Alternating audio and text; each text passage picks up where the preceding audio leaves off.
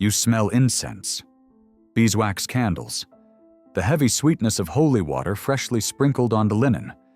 You're standing in a chamber inside the bishop's palace, next to St. Paul's Cathedral in London. It is November 14th, 1501. 28 years from tonight, 6 words a teenager speaks in this bed will break an entire country away from Rome. The room is full. Bishops in vestments, noblemen in furs, ladies in waiting pressed against the walls. And in the center of the room, a bed. A man lies down on it, first on one side, then the other. He runs his hands across the mattress, checking for anything that might protrude from the fabric. He gets up, nods. The bed is approved. In a few hours, a child will be placed in it. That man is John de Vere, the 13th Earl of Oxford, Lord Great Chamberlain of England, and testing the royal marriage bed, on both sides, personally, before the bride is placed in it, is his official duty. Before this night is over, a 15-year-old girl will be undressed by her ladies, placed in that bed, blessed by bishops, and left behind a curtain with a boy she met 10 days ago. And every single step of this, every prayer, every touch of holy water, every drawn curtain is not violence. It is procedure. This was not an exception. This was a Tuesday. The version of this story you think you know, the one from television, from costume dramas, from Game of Thrones, shows you a drunken, bawdy spectacle. Laughing courtiers ripping clothes, a bit of medieval roughness played for shock. What it never shows you is the system underneath. The canon law that defined a 7-year-old's consent as legally meaningful. The state machinery that sold orphaned heiresses to the highest bidder. The midwives dispatched the morning after to inspect the sheets. This wasn't chaos, it was bureaucracy. And the church didn't just permit it, the church designed it. This is where we trace the machinery that history cleaned up. The legal frameworks, the bodily inspections, and the silenced voices that no textbook reproduces. If you stay, you'll learn 3 things. First, how a single line in a 12th century legal code turned 7-year-olds into consenting parties. Second, how the morning after virginity test worked as a state procedure, not a folk custom, and what one 15th century Italian physician prescribed as the method. Third, how one boy's boast after his wedding night, 6 words spoken over a cup of ale, broke an entire country away from Rome 28 years later. And if you think this machinery died with the Middle Ages, UNICEF's latest data says 12 million girls are married each year, right now, the majority between the ages of 12 and 17. The costumes changed, the mechanism didn't.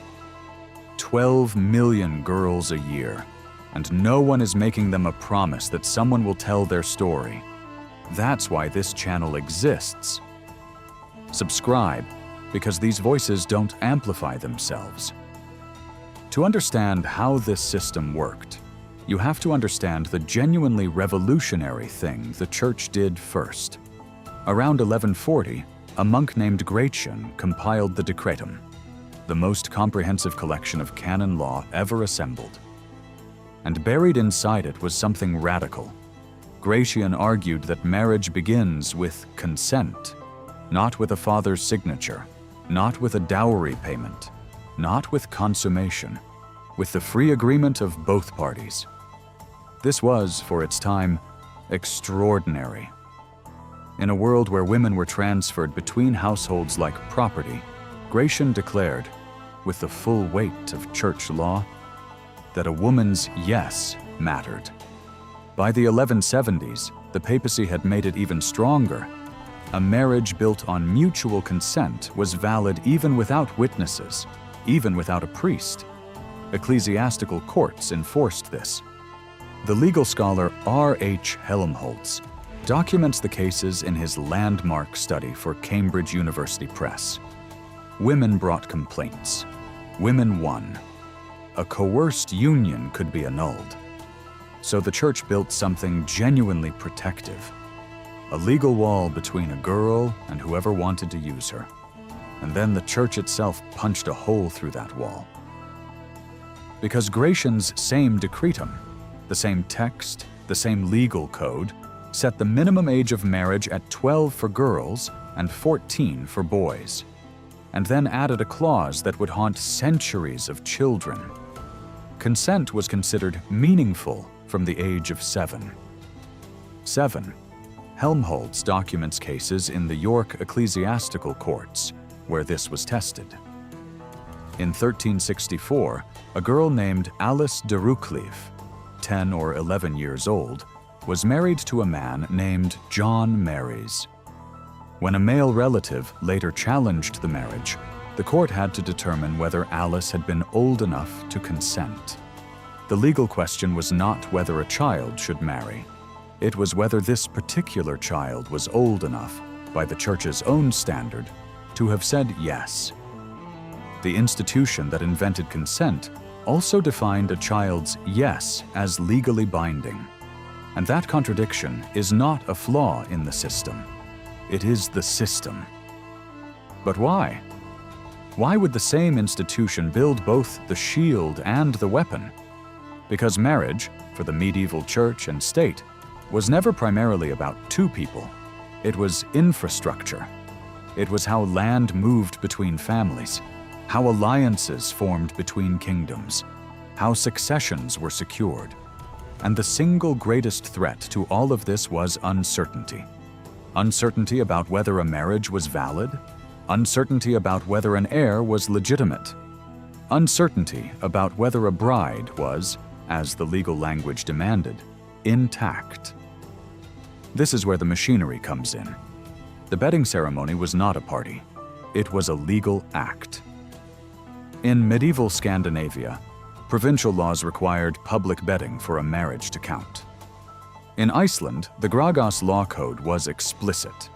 A marriage was invalid unless the bedding was witnessed by a minimum of 6 men.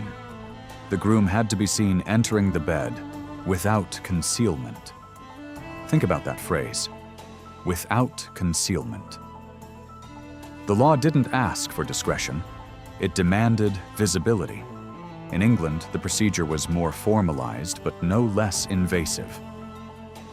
The Earl of Oxford testing the bed at Arthur and Catherine's wedding was not a quirk. It was the Lord Chamberlain's official function, documented by the historian Patrick Williams in his academic monograph on Catherine of Aragon. Bishops blessed the bed with holy water. The bride was placed in it first. The groom was brought in by his attendants, and then, in theory, the curtains were drawn. In theory. But what happened the next morning was anything but private. The historian Kathleen Coyne Kelly documented what came after the curtain in a study so detailed it fills an entire Routledge monograph. The sheets were inspected. Blood meant consummation. No blood meant questions, dangerous questions, the kind that could annul marriages, collapse alliances, and delegitimize heirs. But sheets were only the crude version. Midwives were dispatched, as a matter of state procedure, not exception, to perform a physical examination of the bride, checking the state of the hymen as a medical legal act. And when that wasn't enough, physicians offered more elaborate methods. Niccolo Falcucci, a 15th century Italian physician, described in his Sermones Medicinales a test in which a woman was fumigated with coal smoke. If she could smell it through her nose and mouth, she was not a virgin. If she couldn't, she was. This was not superstition practiced in the shadows. This was published medical knowledge, written by an identifiable physician, used in legal and dynastic contexts. Replace the midwife with a lab technician, the bishop with a notary, and the bed of state with a clinic. And the structure is identical to virginity testing still practiced today in parts of the world. The mechanism survived because the logic never died. A woman's body is evidence, and evidence belongs to the institution. Almost no brides left testimony about what they experienced. We have laws, we have diplomatic dispatches, we have physicians' manuals. But the girls themselves? Nearly silent across centuries of records. One woman broke that silence, partially decades later, and not with words about what she felt, but about what it did to her body. Margaret Beaufort was married at 12 to Edmund Tudor, a man of 25. Edmund was her legal guardian. He held her wardship.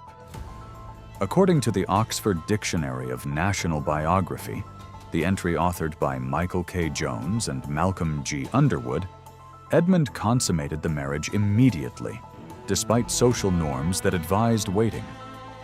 His motive was financial. If Margaret died childless, her lands would pass to her heirs, not to him. A child meant a life interest in her estates. Margaret gave birth at 13. The delivery nearly killed her. She never conceived again, through 2 more marriages spanning decades. She described the experience, as recorded by Jones and Underwood in the Oxford Dictionary of National Biography, with a single word. It had spoiled her, destroyed her. But here is where Margaret Beaufort becomes more than a victim. 50 years later, when her 9-year-old granddaughter, also named Margaret, was promised to James IV of Scotland, a man of 30, the old woman intervened. She went to her son, King Henry VII, and she begged him not to send the girl. We know this because the Spanish ambassador Pedro de Ayala recorded Henry's words in a diplomatic dispatch dated July 25, 1498, preserved in the Archivo General de Simancas and translated in full for the first time in 2026 by Adrian William Jaime, Valeria Tapia Cruz, and Mary Cowan in Renaissance Studies. Henry told Ayala, "The Queen and my mother would not want it for anything in this world. They fear the king would not wait, and it would be great damage and even danger for her." A woman who had been broken by the system at 12 spent the rest of her life trying to stop the system from breaking another girl. And even she, one of the most powerful women in England, could only delay it. Margaret Tudor married James at 13. Imagine you were 12. You'd been told this was an honor. You'd watched your trousseau packed by women who would not come with you. You'd knelt before a bishop who blessed your journey in Latin you half understood.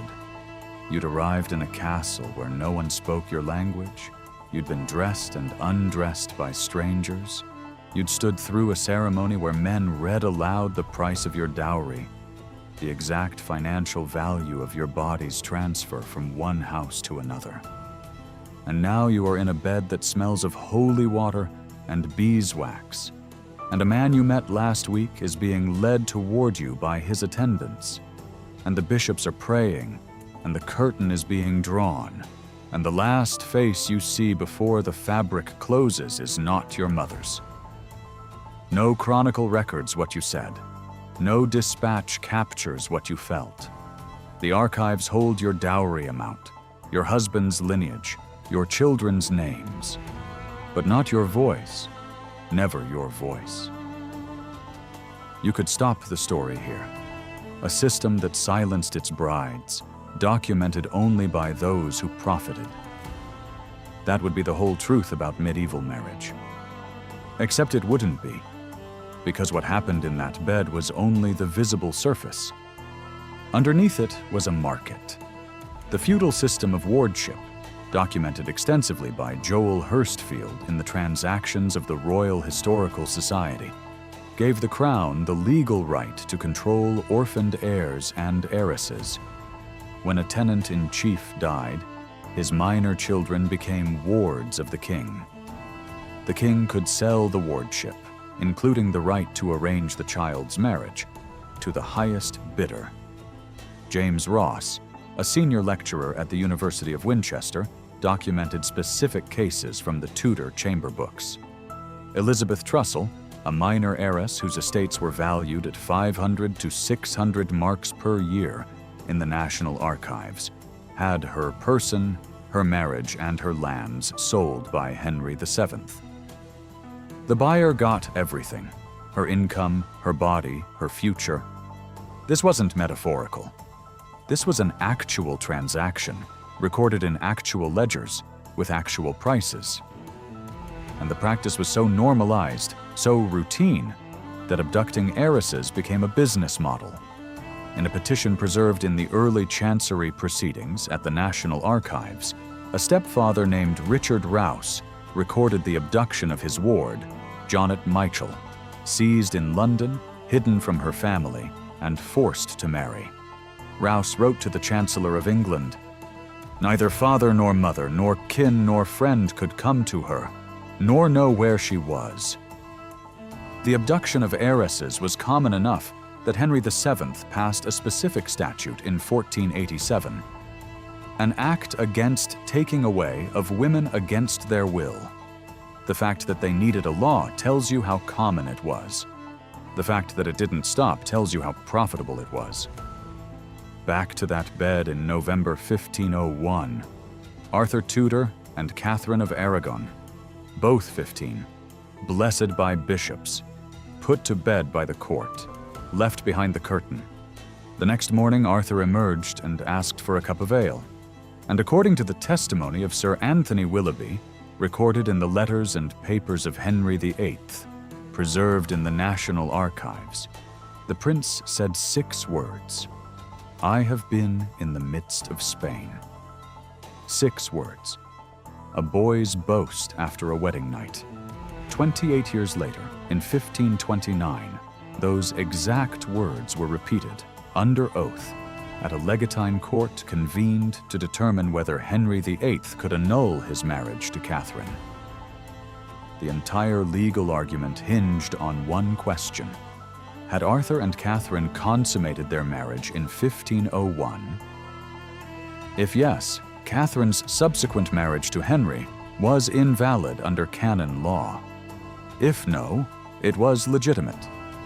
Catherine swore until the day she died that she had been a virgin when she married Henry. Spanish witnesses described Arthur as sickly, his body frail. English witnesses repeated Arthur's boast about being in Spain. We will never know the truth. But what we know is this: the answer to that question, what happened behind that blessed curtain on a single November night, determined whether England would remain Catholic or break from Rome. Whether Anne Boleyn would become queen. Whether Elizabeth I would ever be born. One bedding ceremony. One curtain drawn. The entire religious and political architecture of a nation, balanced on what a 15-year-old girl did or did not do in a bed tested by an earl and blessed by bishops. You might think the system ended there, that it belongs to the Middle Ages, sealed safely in the past. It didn't. Arthur died 5 months after the wedding, probably of tuberculosis or the sweating sickness. He was 15. Catherine was left a widow in a foreign country at the same age. She would wait 7 years before marrying Arthur's younger brother, Henry. Margaret Beaufort lived long enough to see her granddaughter sent to Scotland at 13. She died in 1509. Her body, which had been spoiled at 13, carried her to 66. Margaret Tudor married James IV.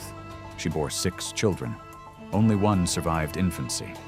James died at the Battle of Flodden in 1513, leaving her a widow and regent at 23. The system consumed everyone it touched, but it did not consume itself. According to UNICEF's most recent global data, 12 million girls are married each year. 640 million women alive today were married before the age of 18. At the current rate of decline, it will take 300 years to reach zero. 300 years.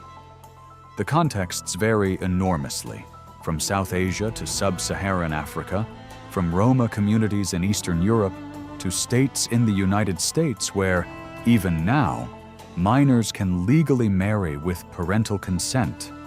The costumes are different. The legal language is different.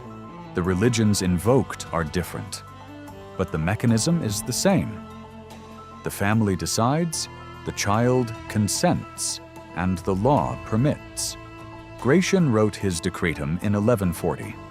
He set the age of meaningful consent at 7. Nearly 9 centuries later, the majority of child brides documented by UNICEF are between 12 and 17, almost exactly the range Gratian codified.